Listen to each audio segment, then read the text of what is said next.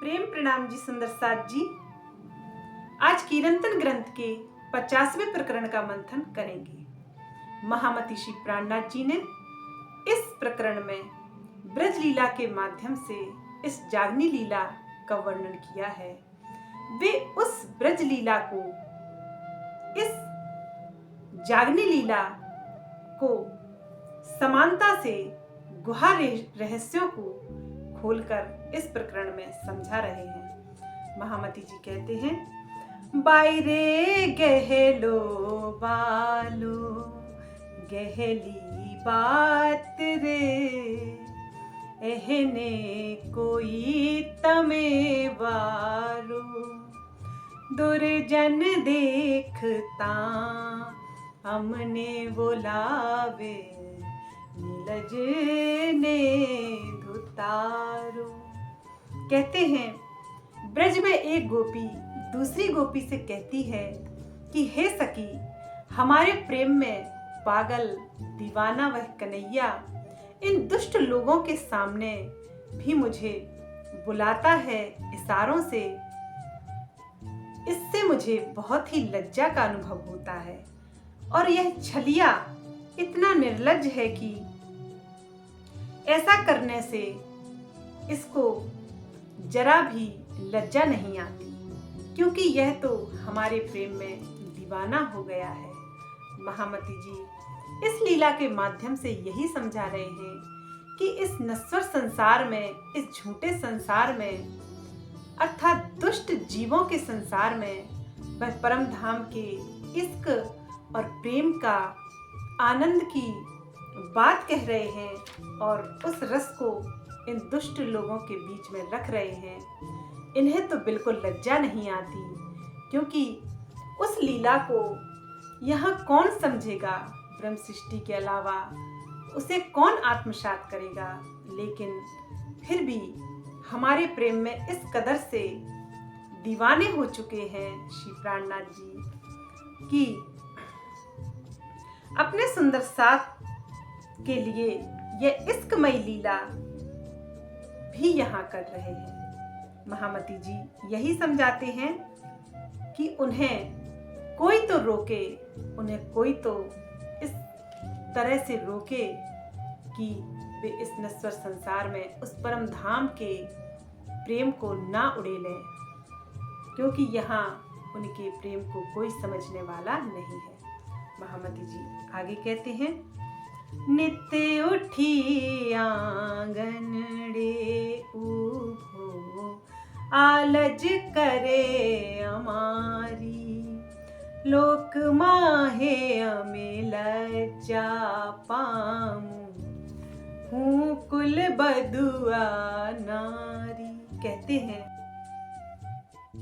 हैं, हे सखी, यह प्रतिदिन सवेरे सवेरे उठकर मेरे आंगन में आ जाता है और इशारों इशारों में हंसी मजाक करता है, और मैं नई नवेली कुलबधू हूँ, मेरा अभी अभी विवाह हुआ है, इसलिए मुझे बहुत अधिक लज्जा आती है। लेकिन इसके ऊपर तो इसका भी कोई असर नहीं होता, अर्थात इनको तो लज्जा ही नहीं आती। महामती जी जागनी लीला के विषय में यही समझा रहे हैं कि प्रतिदिन प्रातःकाल की चितवनी अर्थात ध्यान से मेरे हृदय में चला आता है और अखंड आनंद की मस्ती उड़ेल देता है। लेकिन मुझे अपने आनंद रस में भिगो देता है। मेरा जीव इस हद का है, इसलिए वह अपने मन में संकोच करता है, अर्थात लज्जा का अनुभव करता है। प्रियतम के इस अलौकिक आनंद को इस संसार में किस प्रकार से ग्रहण किया जा सकता है। महामती जी कहते हैं, उनसे मिलने का एकमात्र साधन है प्रेममयी चितवनी, और किसी भी प्रकार से उनका अनुभव इस नश्वर संसार में नहीं किया जा सकता है। उनसे मिलने का एक यही माध्यम है कि इस संसार से नेत्र को मूंद लो और उस अखंड धाम में अपने नेत्रों को खोल लो, आत्मिक दृष्टि से उस 25 पक्ष वाले परम धाम को, उस हक बका को, उस धाम के दुल्हा को देखने से ही उसका अनुभव हो सकता है, उससे मिलन हो सकता है। महामती जी आगे कहते हैं, ना सती क्या है ना छूटे थी, आड़ज बांधे आमी, हूँ जाड़ू रखे सासुड़ी सांभले, थाकी गई कहे बराबी। कहते हैं, मैं इससे किसी भी तरह छूटकर भाग नहीं पाती हूँ, क्योंकि यह रास्ता रोककर खड़ा हो जाता है। मैं यह बात कहकर थक चुकी हूँ कि कुछ तो ख्याल कीजिए, हे कन्हैया, कुछ तो हमारा ख्याल कीजिए। हम संसार में रहती हैं, हम लोक लाज की मर्यादा में रहती हैं, लेकिन यह एक भी नहीं मानता और हमारी बातचीत को सास सुन लेती है, अर्थात मेरी सासू माँ हमारी बातचीत को सुन लेती है, लेकिन इसे कोई फर्क नहीं पड़ता, क्योंकि इसके प्रेम से मैं छूट ही नहीं सकती। इसका भावार्थ है सुंदर साथ जी, मेरे ना चाहते हुए भी धनी मुझे अपनी निस्बत की पहचान करा रहे हैं तथा ईमान पर भी खड़ा कर लिया है, इसलिए अब तो उनसे अलग होने का प्रश्न ही नहीं उठता। मैंने यह बात बार बार कही कि मेरी और आपकी इस प्रेम लीला की खबर संसारिक संबंधियों को ना लगे।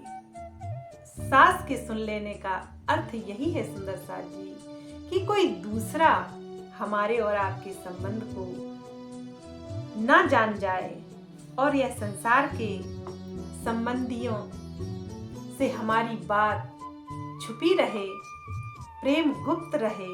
लेकिन मैंने इस संसार से नाता तोड़कर बेहद और अक्षर से भी परे अपने प्राण प्रियतम को पा लिया। मैं इस बात को छिपाने के लिए कह कर थक गई हूँ, लेकिन उन्होंने मुझे संसार में जाहिर कर ही दिया। महामती जी कहती हैं कि ब्रह्म सृष्टियों को उस प्रियतम प्राणेश्वर ने जाहिर कर ही दिया, क्योंकि इनके जाहिर ना होने से उस पूर्ण ब्रह्म परमात्मा की पहचान भी असंभव थी।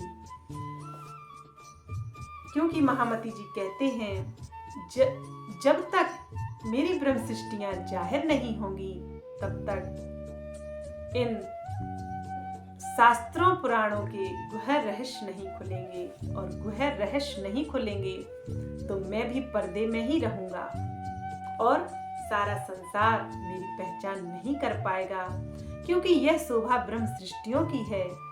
अपने उनकी इन सोई हुई 12,000 सृष्टियों में मुझे जाहिर करें, मेरी पहचान कराएं और अपने धाम धनी से निस्बत का संबंध लेकर धाम के दरवाजे खोल दें और धाम धनी से मुलाकात कर लें। यह शोभा ब्रह्म सृष्टियों की है कि वे अपने खुदा अल्लाह ताला उस अक्षरातीत पूर्ण ब्रह्म परमात्मा का संदेश और जो 12,000 ब्रह्म सृष्टि हैं, इस नश्वर संसार में आकर दुख का खेल देख रही हैं, वे भी इस माया की नींद से जागृत हो जाएं। आगे महामती जी कहते हैं, वारता बल गता वाले जोर साईड़ा लीधा, कहे महामती सुनो रे सखियों, बाले भेड़ी पेरे गहनड़ा की धा। कहते हैं, श्री महामती जी कहते हैं कि शब्दों में ब्रजवाला अपनी सखियों से कहती है, हे सखियों, मेरे लाख मना करने पर भी बालाजी मुझसे लिपट जाते हैं। उन्होंने जोर से गले लगा लिया है। इस प्रकार उन्होंने मुझे अपने प्रेम में दीवाना बना दिया है।